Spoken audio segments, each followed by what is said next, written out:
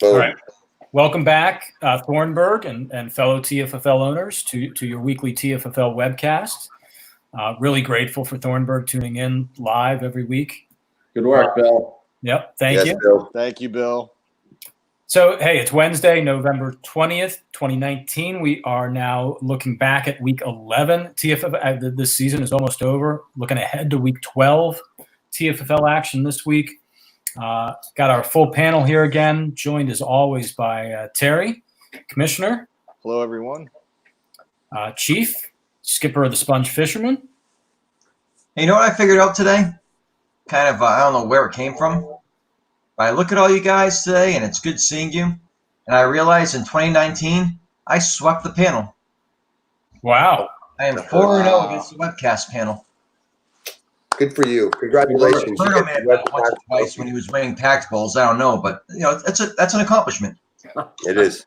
Well done. 8-2-1 Sponge Fishermen. I noticed you were sitting in your seat a little higher tonight. We're puffed up. So, hey, Berto, high command of Jack's Giant Killers. Haystack. Very disappointing loss to the Sponge, but Fork in the Sponge or Fork in the Killers. working the Killers. Yeah. All right. Sorry about that. Hello. Maybe a 6 and 7 team gets in. Who knows? The math is possible. I don't know. Math is possible. A lot of teams you'd have to leap over, including Hank, czar and CEO of the K-Wheels. Yes. Good evening. Happy to be here. Talking lots about the K-Wheels tonight. I should also just mention I got Thornburg may have joined us slightly late. Thornburg, just so you know, the entire panel shouted you out to begin the broadcast. No, I did not. No, that category. Everybody but Chief. All right, so let me give you some headlines. We get lots of headlines this time of year, starting with our own Sponge Fishermen clinching a division title. Good work. Big season for the Sponge. Thank you. Lizards retaking the NOCO West division lead. The title is far away from being claimed, but a half-game lead now over the Aliens. 98-point effort for the Lizards in Week 11. Slippery Beavers still undefeated, 10-0-1 now. They beat the Aliens. Senators no longer a winless season, 1-10 now. And yet, Hank, I believe, can confirm this. The Senators, despite their victory, clinching number 1 overall pick in the draft. And This is correct. And has a team gone 1-12 before? Did we establish that? The AMPAC went 1-12, I believe. AMPAC. Okay. Yeah. The K-Wheels in Week 11. They are going to get added to the under 25 list with a 20-point face plant. I was saying before we went live here that Hank had texted me praying that Robert Woods had a career game. He might still have a chance to overtake the Amsterdam Packers or at least get over 25 points. 2 minutes later, Robert Woods out. Mysterious personal reasons. Hank did well to plug in anybody, Gerald Everett. Listen, I have to give all due credit. Ralph, my opponent, texted me and made sure that I knew that Woods was out. And I had been watching it, but Ralph texted me, and that was actually the first confirmation I got that he was out. So thank you, Ralph, very genuinely. But I also think it was because he knew I had no chance of coming back to beat him. Had it been close, he may not have let me know. But no, thank you, Ralph. And yes, that didn't help at all. It may as well have been Woods. 20 points. Terrible. I mean, unacceptable. But you had sort of forecasted that, and really the big game, the game we've been waiting for I think almost a month or more now. We've been seeing this game looming. K-Wheels and Hams, both 5 and 6. Facing off in Week 12. It is here. It is real. It is fantastic. Big game. Probably deciding which of you two claim that final wild card spot. I think so. I mean, I have my destiny in my hands for now. If I beat the Hams and then beat the Killers, that should do it. But I got to beat the Hams, and the Hams have to beat me. I think this is basically an elimination game right here. So let's see it. Let's go. We will talk a lot more about that game. We will talk a lot more about a big trade, TFFL trade we had prior to Week 11. Joe Mixon going to the Lizards, and a few big injuries. Marlon Mack, broken hand, out indefinitely for the Slippery Beavers. If you go look at their depth at running back, there's not a lot there anymore. 3 great starters in there, and Christian McCaffrey and Josh Jacobs can make up for a week number 3 if it gets to that point. Depth issues at running back for the Beavers now. Yeah, Robert Woods out for who knows how long for the K-Wheels with whatever it is going on in his life. And the potentially the biggest injury, Tyreek Hill, looks like he had a pretty bad hamstring injury. The Chiefs do get a bye in Week 12, so Hill really doesn't miss any action that the Impact weren't already expecting him to miss. I don't think he's going to miss any games beyond that, but we'll have to keep an eye on Tyreek Hill. All right, let me give you a TFFL trivia question to get them started, get you thinking about this as we talk. So you go look at our standings, and this is going to segue nicely into Hank's segment. We have 3 teams this year that are really outperforming. The Beavers undefeated, as we talked about, 10-0-1. Ampac are 9-1-1, if I'm correct. And the Sponge Fishermen, as we've been talking about, 8-2-1. That gives us 3 teams with a very real possibility of finishing with 10 wins in the same season. Simple question, true or false? We have never had a season where 3 teams have hit 10 wins. Or answer it this way, yes or no. Have we ever had a season in which 3 teams have had 10 wins? Could this be a historic season? All right, while you ponder that, Hank, why don't you take it over? TFFL standings, all the more critical with just 2 weeks to go. Yep. Okay, here we go. Standings. As mentioned, Beavers, Sponge, Packers clinched in. Packers have clinched the Northern Conference as well. The Lizards now have that half-game lead over the Aliens due to the Aliens loss this week. But the Aliens remain in the chase with the K-Wheels, with the Hormel Hams. The Fats and the Killers are, I think, mathematically still possibly have a scenario, but it's thick math.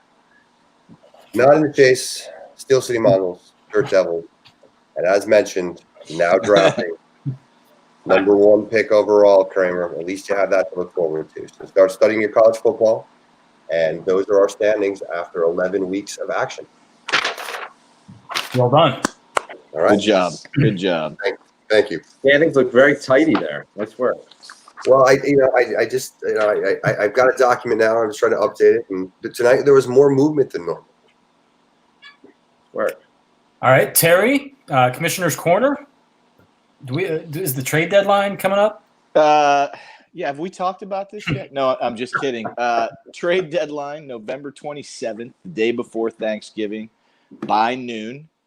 Less than a week away. Less than a week away. Wow. Okay. We also just want to throw out the reminder, you can use FA picks in the playoffs, but you can't keep the players you pick. And last thing, some people have been sending me or sending the commissioners email some very colorful, funny, actually, FA requests. So keep it up. I get a chuckle every Saturday morning. So enjoy it. Could you give us an example? Not so bad. Mine haven't been. Well, Chief had one that made me laugh where he was like, damn it, every person is questionable. So then he put in, and I'd have to look it up, but then he put in an FA pick, and I think, yes, he is. Yeah, I think he listed 11 people. So it was very. Okay.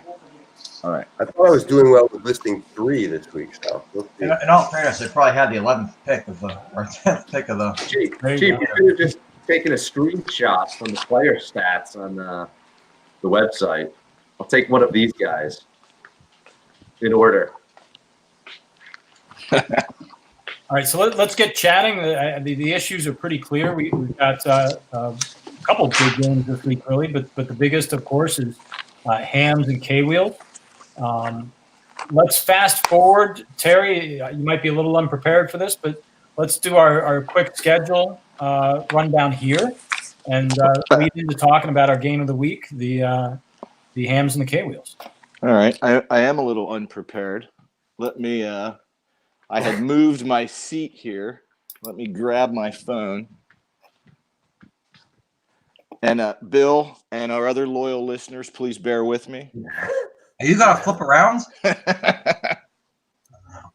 This could be monumental. Did I flip around for you? No, you're still upside down. All right. You just have a different floor beneath you. All right. Well, our schedule this week, as we mentioned, if you've tuned in from the beginning, the big game of the week, we'll start with the game of the week, is the 5 and 6 K-Wheels against the 5 and 6 Hams. Likely a battle for the final playoff spot. The Mongols take on the Lizards. Stick, I'll do my best to help you out there. Please. The 4 and 7 Boba Fats fighting for their life against the Aliens. The Amsterdam Packers against the Giant Killers. The Devils take the Beavers in a division game, play the Beavers, and the 1 and 10 Senators take on the 2-1 Sponge Fishermen. Week 11 slate. As I said, all eyes will be on the K-Wills Hormel Hams game.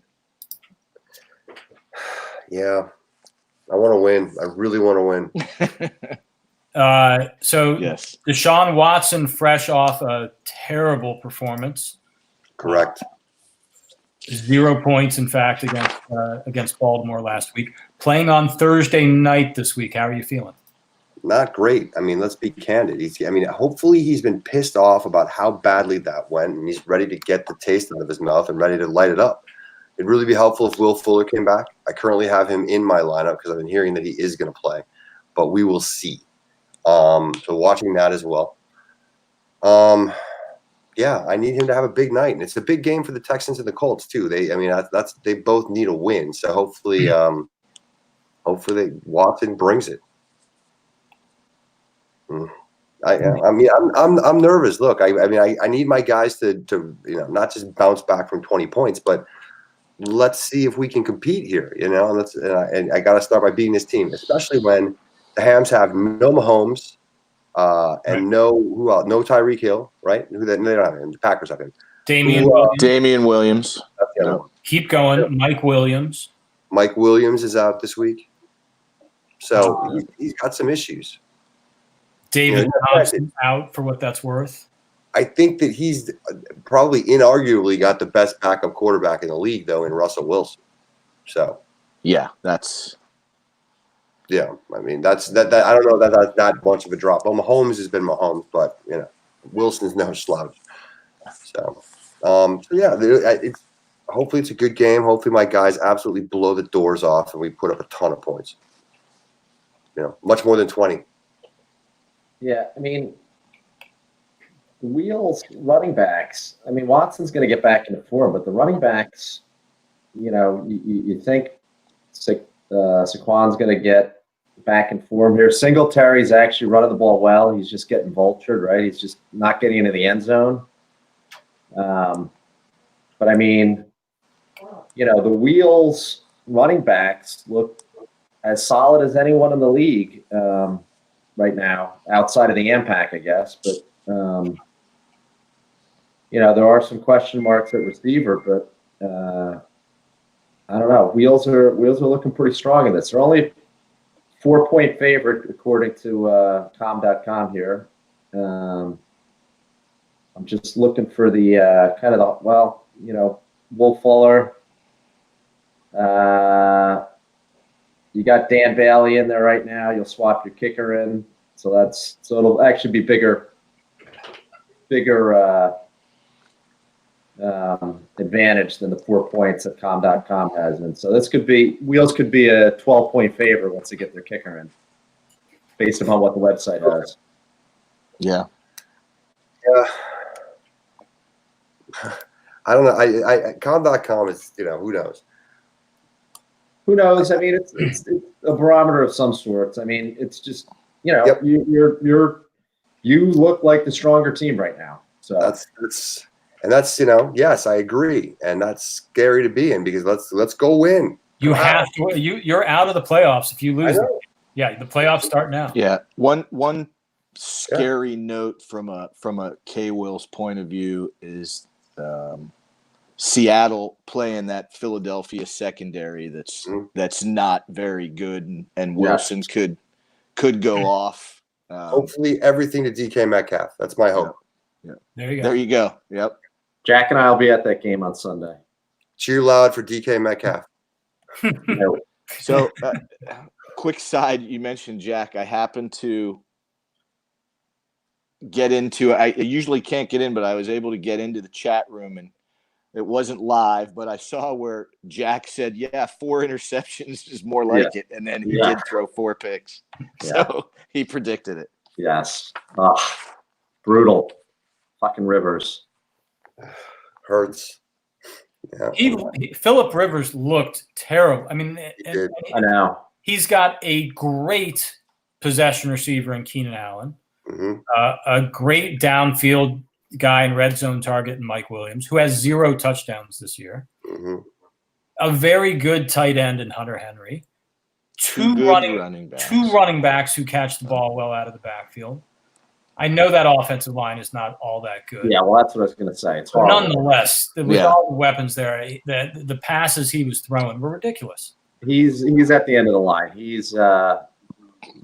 He's in Eli Manning territory right now, I think. Yeah, same draft. It drives me crazy because I think my team is pretty good, but I botched the quarterback position. But he's not looked good. Anyway, but we digress. All right, let's talk about the TFFL trade that happened this week. I thought the Joe Mixon trade was significant for both franchises. Lizards getting a potential stud running back. Mixon certainly has not performed like a stud running back most of the year, but he gets the carries, and Lizards certainly needed that kind of talent in their running back core. How big is this move for them? Let's see. I mean, Joe Mixon hasn't been the superstar, but he's a solid running back. He was a level of player that could probably get moved. And Cincinnati is terrible. As it gets colder there, and they're playing games in the weather. But again, they also could find themselves in shootout games in which he could be doing great. I will say it was an aggressive move to trade Kerryon Johnson, right, and the first-round pick. Right. And I understand. Okay, you have Joe Mixon. You probably give yourself a puncher's chance of winning. It's not likely you have to go through 3 games. Getting a impactful. I mean, that was a lot to give up. I'm not sure, and I understand once, but I'm not sure I would have traded Kerryon Johnson straight up for Joe Mixon. Yeah. And I was going to say the same thing, Chief. It's a win now move. I understand why they did it. Why the Lizards did it. It is bold. It is you got to plant your flag and try and win. And we talked about in last week's webcast the importance of winning these last couple games and the Lizards trying to win the division and potentially the conference. So but it is a steep price for sure. So Kerryon Johnson's a good running back. I like Mixon too. He's a good running back. Actually, I probably like Mixon a little bit better, but when you throw the number 1 on top, it is certainly a lot to give up. But they're going. Nixon has a history of some off-field stuff too, which is why I think Johnson's a safer of the two. But you're right, Mixon's talent is probably better than Johnson's. Yeah. But for the Senators, 2019 doesn't matter. So the fact that Kerryon Johnson isn't playing the rest of the year doesn't matter. They basically swapped Mixon for Johnson and picked up a 1. And picked up a 1. I thought the Senators did great here. Great move. Yeah, the Senators, really good trade. And again, for the Lizards, you can't fault them for trying to get better down the stretch. But in the long run, I really like this trade for the Senators. See, and the Senators often will, they get lambasted for ridiculous trade offers, which is true. They are the leader in the clubhouse of ridiculous trade offers in this league. But that's a reasonable trade, and Kramer always stands up for himself, saying he makes fair trades. That's a pretty fair trade. Maybe a little heavy. He makes fair trades. It's just the starting point is often it takes a while to get there.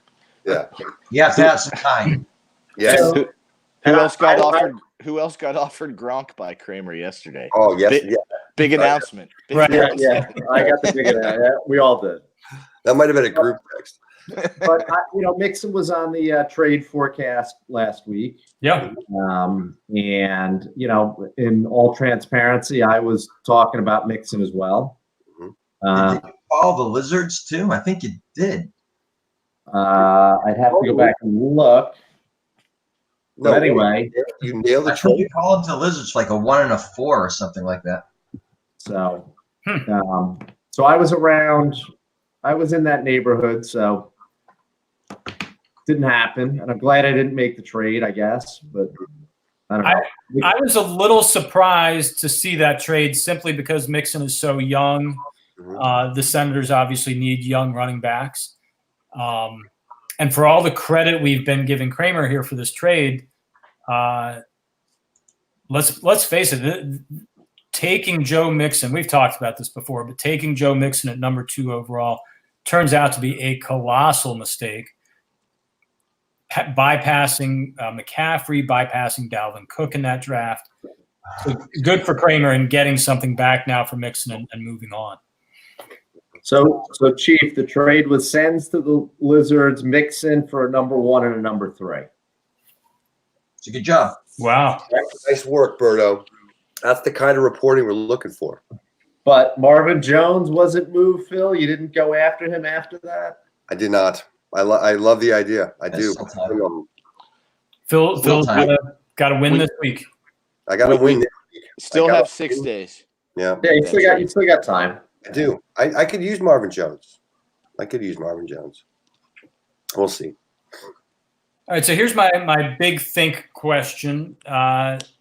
Is it harder than ever to maintain success year to year in the TFFL, with possible reasons being what I perceive to be a lot more injuries at the NFL level these days, lots more backfield committees in the NFL.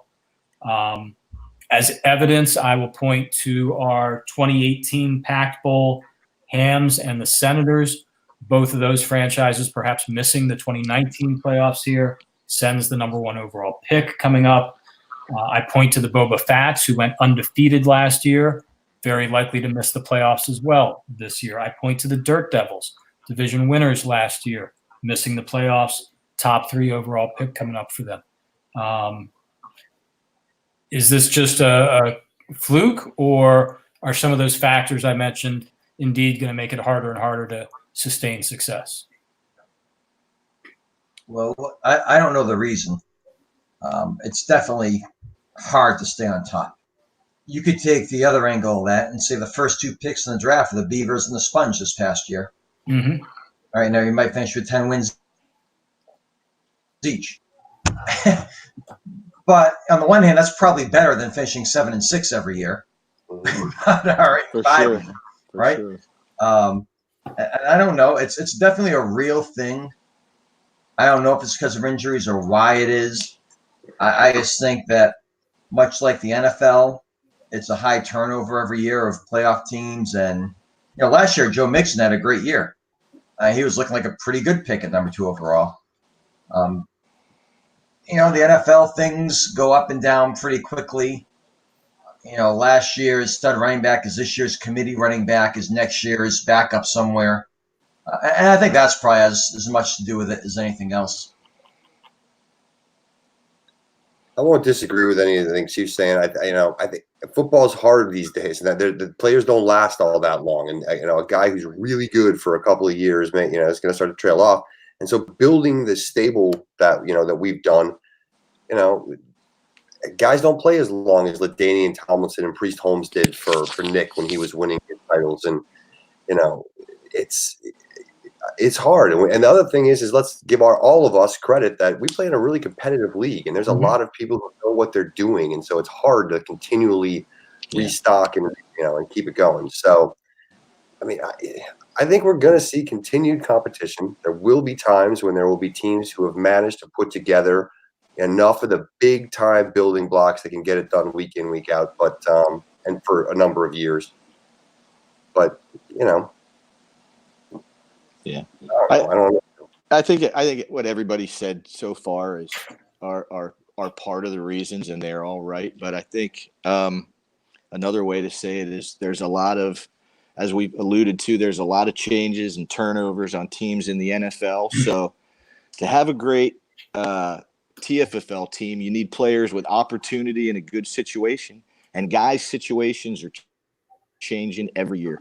You're running behind a great line with an offense that's clicking one year, and the next year, you're on this year's Bengals, and you've got a terrible line and no receivers. So, yeah, I think all those factor into it, and, it makes it very tough to get on top and stay there. Mm-hmm. Yeah. I think the Impact have been real good for, a few years. They haven't won it, but that's because they sucked for several years. Right, true. But they have those young building blocks who are going to be good. Right. Yeah. Right. Yeah. The Sens are not going anywhere.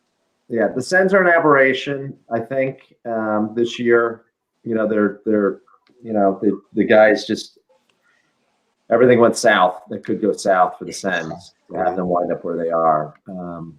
But that being said, there probably is some truth again to what everyone else said about the turnover and the running back. I think you hit on it too, Stick, or maybe Chief. The running back situations in the NFL are very fluid, which means the running back situations in the TFL are very fluid from week to week. And you don't have, the guys that you're rolling out every week, Arian Foster, Marshawn Lynch, Priest Holmes, LaDainian Tomlinson, guys that, didn't get hurt or got hurt rarely or whatever and just stayed in and scored. That constantly changing. Hey, Terry, real quick, apropos of nothing, Darius Geis looking good. Yeah. Hey, he got in the end zone, but that's beside the point, right? He finished the week 6 carries, 2 catches, 0 injuries. That's most important. So I was very pleased. Let me just bring up a couple points to put a bow on this discussion point. Someone on the phone here. Okay, you look at the NFL and their salary cap system. Okay, unless you're a 1%er, the worst thing is for a running back to have a big contract. Mm. Okay. Yep. Well, might be the next one, right? Jacksonville is not going to pay him a lot of money. Mm. So, the next team maybe Denver takes him as part of a 3-headed monster. So you're better off almost being a rookie and not getting paid. Now, the flip side of that, which leads to other problems, is you have Le'Veon Bell and you have Todd Gurley's and you Zeke Elliott's. Okay. Now, what one thing screwed the Beavers last year more than anything? Right? Le'Veon Bell. What one thing is screwing up a Hormel Hams this year more than anything? Antonio Brown. David Johnson. Brown is not playing. So even if you do everything right and you read the tea leaves correctly, simple business, and you're tying up a keeper slot for no production on a guy you're expecting to help carry your team. Mm-hmm. I mean, you can't tell me Hormel Hams would have traded Julio Jones if they knew Antonio Brown was going to lose his damn mind this year. Mm.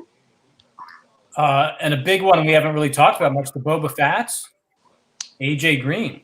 Has not played it down for them this year. No. And yet they kept him. Yeah, but and that's what makes it tough, right? The narrative in training camp was, well, maybe he misses 2 weeks, maybe it's 4 weeks, maybe it's. So I think at 2 games, 4 games, yeah, you keep him. He's AJ Green, but then you end up getting screwed over because he never plays. No, that Terry, that's exactly that's it. That's the point I was hoping to make. Yeah. He thought he probably would have kept him anyway, even if he knew he was going to miss the year. But the expectation, it really floored them. I'm sure when you find out this guy's gone for the year, when you're only hoping he was going to be gone for 2 weeks. Yeah. That's the Andrew Luck problem. And Andrew Luck, too, yeah. 1 more week.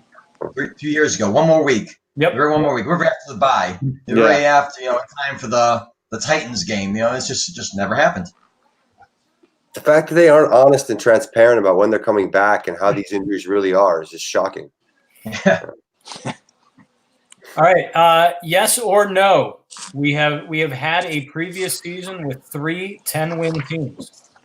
We're already done. I don't think it's ever been done before. I don't either. No. We're all on no. Where's Berto? No. All right.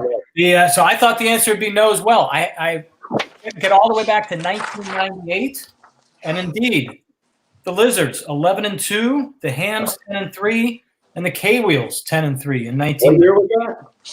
1998. Nonetheless, this will be the first time in more than 20 years, and only the second time ever, if our 3 franchises with 8 wins or better can get home with 10 wins. Go for it, Chief. Wow. How many teams were in the league back then? 98 was the full 12 teams. 12. 12? Okay. We expanded in 97, or you did? 97 was the first year of the full league. Yeah. Chief, modern day. You lost to the Beavers, yes? Yes. Okay, so the Beavers have clinched the SoCo conference crown then. Oh, okay. Congrats, Beavers. Thorny will be happy to know that. Maybe he did already know that. You might have covered that already. I don't know. It was talked about on chat. Someone, I thought actually Phil congratulated him. All right. Congratulations. Yeah, the Sponge can get to 10 wins. The Beavers could end with 10 wins, and nonetheless, Beavers have clinched. But we'll see if those 3 teams can get to 10 wins. Let's do a little planning. Next week is Thanksgiving week. Wednesday night, I'm kind of guessing might not work. I can't do Wednesday. Yeah, probably not. I'll be here. I am out for the week, so. Okay. Tuesday? I could do Tuesday. All right. We'll work out Tuesday works. All right. Let's work toward Tuesday for our viewers out there. Yes. Relatively short webcast tonight, but as we get later in the year, things become a lot clearer. And maybe some live trades on the webcast on Tuesday. Could be Tuesday. We could do that's right before the deadline. Trade day edition. I like it. Everybody who's making trades, save them for Tuesday night. All into the webcast. Right. Let people. We need a ratings bonanza. Come on. All right, good luck, Hank and the K-Wheels. Thank you very much. I need it. I want. Yes. Come on, K-Wheels. Continued good luck for the Sponge. Thank you. And Berto, Terry, however you're rooting these days, good luck. I still want to win games. Come on. Thank you. Let's win games. Hey, go beat the AMPAC, would you, Berto? Yes, I want to beat the AMPAC. Do it, please. And we didn't talk about it too much, but I think a big game, Aliens, Boba Fett's. I don't know all the tiebreakers. The Boba Fett's may be out of it. But again, if they can get to 6 wins by beating the Aliens and the Lizards along the way, they might have a shot. Mm-hmm. I think I was in this situation 2 years ago where I was 6-4 and lost my final 3 games to miss the playoffs. I very much fear that again. If I lose this week to get to 6-6, I will be very nervous heading into a week 13 showdown with the Lizards. So good luck to the Aliens in week 12. Good luck to the Aliens. Good luck. Good luck. Yep. Good luck. All right, so we'll be back here for a Thanksgiving week special edition, looking ahead to our final week of regular season action. But first, good luck to everybody in week 12. Take care. We'll talk to you soon. And you'll all be very glad. Thornburg has already announced that he will make it for Tuesday. He will be here, ready to be here. watch the webcast. Good to have a viewer. Thanks, Bill. Thank you, Bill. Nothing All right, else. So little going on in your life. Yeah. All right. Good night. All right, good night. See ya. All right.